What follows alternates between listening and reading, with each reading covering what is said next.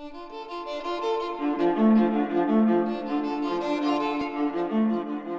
inspiration for this forum comes from the Ideas Festival itself. It's the idea that people getting together in conversation, in dialogue, is really still necessary for understanding the challenges we face. And in this case, it's the environment, climate change, our energy demand.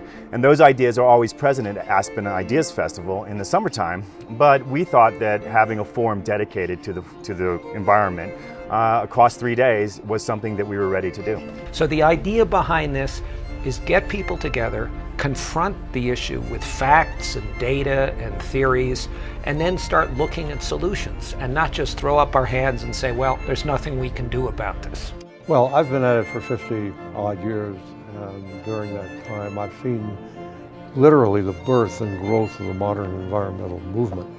And here at Aspen, at the Special Environmental Conference, the first of its kind here, we see the spearhead, the green spearhead, representatives of the many of the major organizations concerned with monitoring and helping to manage and save the environment. It's time for a new generation to take hold of these issues. I've told the Cato Fellows I'm not sure our generation has done much good. We have tried, but I'm not sure we've done a lot of good. So now I'm passing the torch. It's up to them, and I don't think there's anything they can't solve, having listened to them today. Well, the Cato Fellowship is sort of a stepson of the Henry Crown Fellowships. The whole idea of young people getting together and staying together came from the Crowns, and we liked it and tried to get to have our offshoot be just aimed in a little different direction. Well, the Cato Fellows Program came into being to address environmental issues and issues of energy and the environment, and to do that with a group of people, some 20 people, all of whom are young leaders, all of whom are professionals and professionally and passionately engaged in environmental issues from different points of view, and to have them form a microcosm of a major learning community in which you would try to achieve coherence among all of the various people who are trying to deal with these issues. Well, I think for the Cato Fellows, this is only the second time that we've been able to get together in person, but we're a really unique group in that we have so many common passions around energy and the environment and the nexus of those two, and we're really looking forward to finding a way to make a huge impact. I think the Cato Fellows can really serve as catalysts to further current work that is being done, maybe come up with some new work, new projects, and hopefully synthesize everything that we are hearing and seeing and feeling, and try to kind of come up with the basis of some next steps. It's been a wonderful experience. It's kind of like the college effect. You go into an incubation of motivated people, interesting people, people who are very different from you on many levels. And we've come together and learned about each other, our skills, our weaknesses, our strengths. And the real challenge is for us to come up with the big idea, what they call the big, hairy, audacious goal of moving the needle on this environmental problem. And most people don't realize is just how much energy we're going to need in the next 45 years. It's a bit scary. It's not to make people scared, it's just hard, cold facts, and we have to know what those facts are before we can even start to make decisions or figure out how to solve these problems. Saving civilization is not a spectator sport.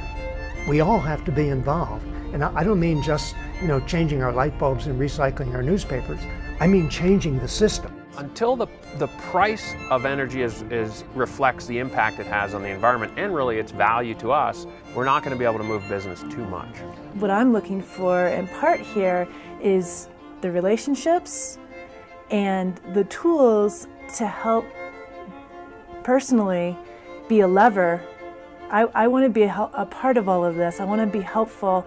How can I be a lever to help that consciousness it's almost like time for the Renaissance again. Really the biggest impact from this group of Cato Fellows will be when we can all use our unique expertise to move a collective vision forward. We need to get to a point in the next 10 or 15 years, in the next 5 years, where we begin to take greater financial responsibility for our lifestyles. That's going to involve I think a different way of paying for where we live, how we live, where we drive, how we fly.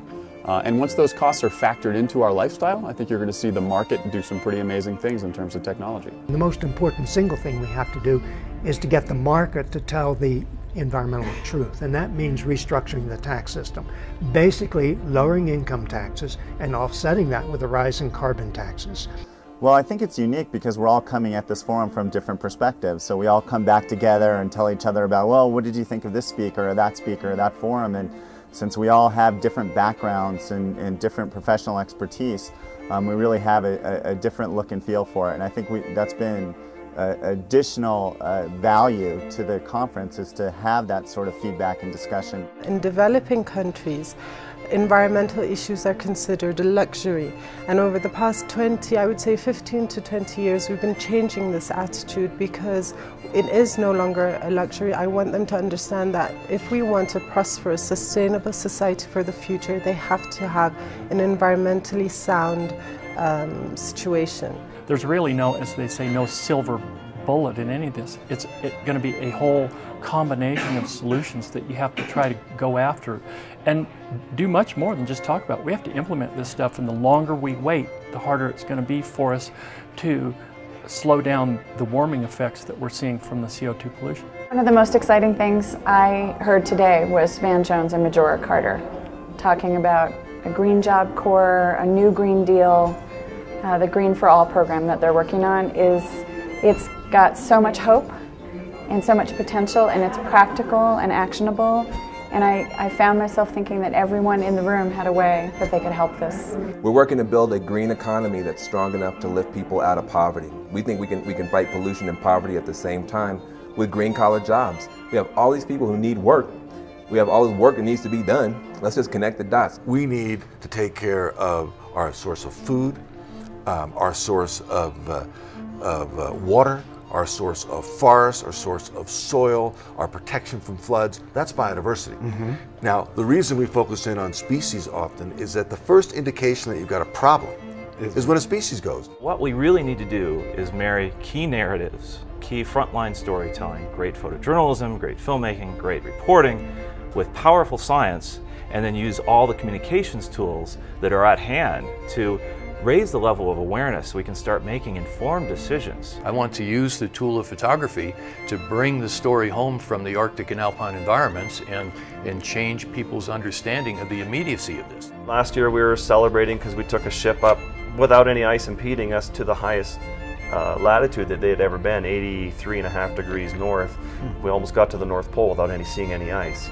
So I mean, ice, you can just see massive change going on throughout the whole Arctic. The nice part about this kind of gathering is that we've seen already agreement and unity behind the numbers. You know, we've seen agreement on what the baseline of the problem is, and it does seem as though there's a whole mess of different solutions out there, and we're going to need all of them. I think, and Jessica thinks, that the matter of the environment is issue one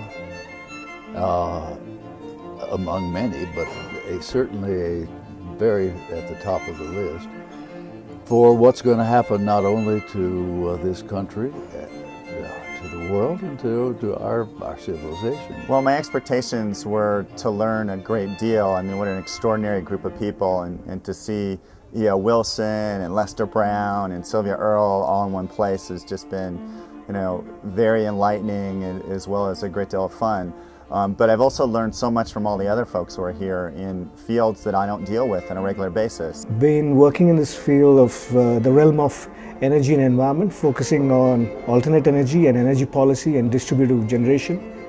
Basically helps us to understand very clearly the balance that is required between energy, environment, and the ecosystem, the delicate balance that needs to be restored or maintained. We're at the brink now globally where if we don't look towards our future with a little bit more forethought, for our future generations, we could be in trouble.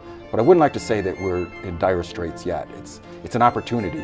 It's not a crisis. I think we've turned the corner, and now it's a matter of being smart about it, because our intentions are good, but good intentions don't always mean that we get good results. How do we take all of our individual actions and all the things that we're working on and make the sum of those greater than our individual parts? This is a very motivating session for me because there are so many great things going on, and to see them all coming together and working together towards a common goal, that to me is just phenomenal. It's absolutely tremendous to see this whole global spirit to say this is a really big problem and we're all going to have to figure out how to solve this. It gives me great hope for the future. As much as anything else, it's been just the interplay with other people attending the forum, learning about particular approaches that they're taking and ways of trying to articulate both the challenges and the solutions, because this is really a rather unprecedented challenge and it calls for, I think, very innovative ways of thinking and collaboration.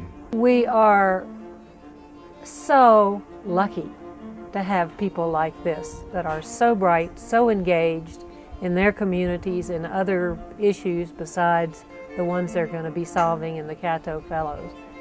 And if they can't do it, no one can, and I think they can. Clear-eyed looks at the problems and how they can be solved, and hopefully inspiring people to get outside, to become engaged, and help them realize they can make a difference. We can all make a difference. Brought to you by Viceroy Resorts and Residences Snowmass. For more information, call us at 970-923-0742 or visit us at snowmassliving.com.